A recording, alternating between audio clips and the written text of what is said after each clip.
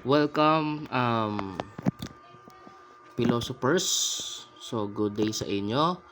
We are now in the lesson 6 and the uh, title of this lesson is intersubjectivity, wherein in this lesson it is about of course intersubjectivity.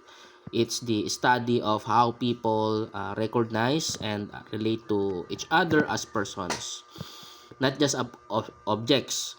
So we were going to explore here the importance of empathy, dialogue, and authentic human connections. So let's start. Ano ba yung ibig sabihin ng intersubjectivity? So it means mutual recognition. So it is the acknowledging others as equal, and it is rooted in empathy, open dialogue, and authenticity. In short, it emphasizes respecting and valuing other people in genuine interaction. So, bawat isa ay mahalaga and we saw them na equal sa atin. I don't think kung narinig nyo na ito, malalaman mo daw ang totoong ugali ng tao kung papaano niya bigyan ng respeto yung mga maliliit na tao. For example, sa school, paano ba niya tinitreat yung janitor doon sa kanilang school? For example, sa mall, paano niya tinitreat yung guard doon sa mall? Sa kainan, sa food chain, paano niya kaya tinitreat yung nagdadala ng food o yung waiter doon sa lugar? So, doon daw, sa pamamagitan daw noon, ay mas makikilala mo kung ano daw talaga yung totoong ugali ng isang tao.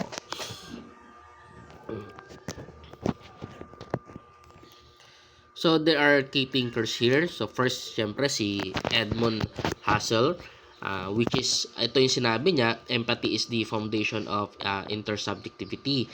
Si Martin Buber naman highlighted the two kinds of relationship. It, o yung I and it, versus I or Tao, which is a true person to person encounter.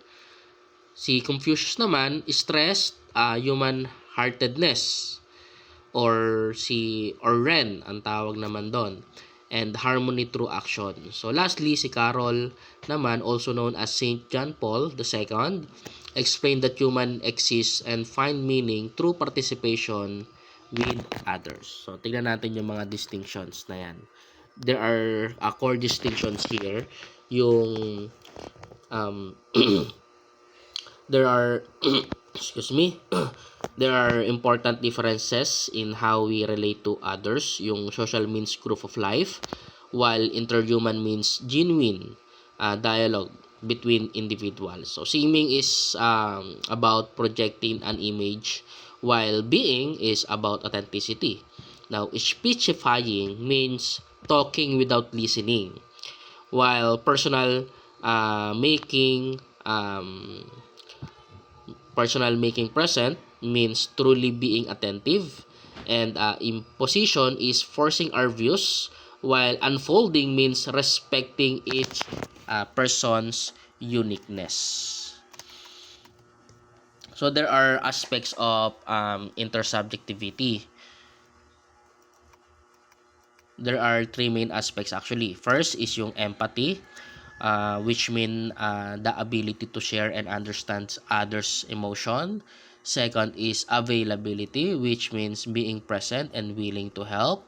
Third is the ethics of care, which is the responsibility to care for others, especially the vulnerable. There are living examples of this. Many people show us intersubjectivity through their lives. So Helen Keller overcame being deaf and blind to become a writer and activist. So search nyo na lang kung ano yung mga pictures nila, yung mga itsura nila. Si Nick Vujicic, eto talaga, he born without limbs. Pero kahit na wala siyang limbs, wala siyang mga paa, As in, para lang, halos parang katawan lang talaga yung meron siya at meron lang siyang kakaunting mga kamay. Pero, alam mo yon, he became a motivational speaker, which is he inspires millions of people. At nandiyan din si Rosel, ang bubuyog, the first blind Filipinos summa cum laude graduate, work to help the visually impaired. So they are all demonstrate resilience and empathy and also care to other individuals. Um, there's another part here which is love and relationships. So according to Erich Fromm, love is not just about being loved, but about the act of loving. So ang ganda, no? Love is not just about being loved, but about the act of loving. So not just about how you receive love, but it's also how you give love. So, hindi lang na ikaw yung minamahal, kundi ikaw mismo ay nagmamahal din. And one thing is for sure, and I would like to uh, make it on record, you cannot give what you do not have. Yun yung isang bagay. Hindi mo maibibigay kung ano yung wala sa iyo. Ang maibibigay mo lang kung ano yung meron sa iyo. Pero there are times na when we talk about love, merong unlovable persons in our lives. So how we're going to love them if they are not lovable? Doon magsisimula yung point na saan ba nanggagaling o ano yung pinanggagalingan ng love na meron ka. So, ako bilang isang Kristiyano, ang love na pinanggagalingan ko is love from how God loves me. How Jesus loves me. He died on the cross, He buried, He rose again to pay the price of my sins. He loves me unconditionally. He died for me when I'm still a sinner. And I'm still a sinner right now, pero hindi naging requirement sa Kanya na magbago muna ako bago niya ako mahalin. He died for me when I'm still sinner. So, kaya sa akin, ang lagi kong tingin sa mga taong nakapaligid sa akin, there's still goodness from them. Sometimes, it's really hard to believe, pero it is their choice kung sasayangin pa rin ba nila yung love and yung care na ibinibigay mo sa kanila or ibabalik nila yun. Ngayon, kung ibalik man nila, okay lang sa akin. Kasi para sa akin, binigay ko nga yun eh. So, hindi ako naghihingi ng kapalit. Ibinigay ko nga yung love na yun. So, whether they give it back to me, it's okay. Hindi man, okay lang din. Ang sa akin, love is about giving. Ito yung bagay na ma-share at ibinigay ko sa kanila. Ayan. So, sabi dito, love has four characteristics. So, it is historical, total, eternal, and sacred.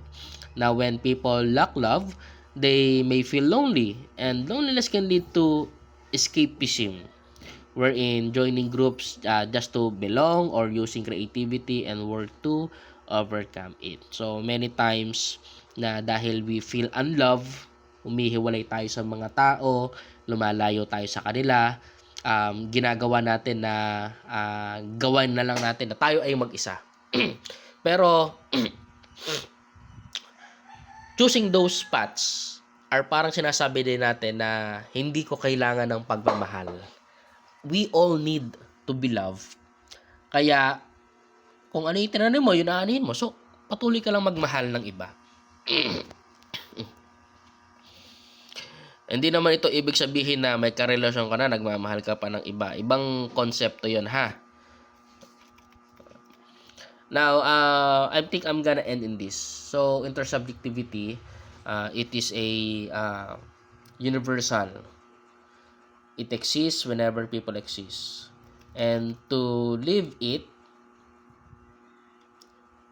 to show it to other, we need to show empathy, respect, and makipag-usap, dialogue with others. And through intersubjectivity, we build authentic and meaningful human relationships. So, it's about human relationships. So, last time, na-share ko sa inyo yung vertical and horizontal relationships. Yung vertical, it is relationship natin kay God, and yung horizontal, yung relationship natin sa tao. And in fact, the Bible teaches us there are only two greatest commandments. First is love God, and the second one is to love people. So, yung to love people ay hindi mo maipapakita kung hindi mo naranasan yung pagmamahal mo kay God. And hindi mo masasabi na mahal mo si God kung hindi mo mahal ang kapwa mo.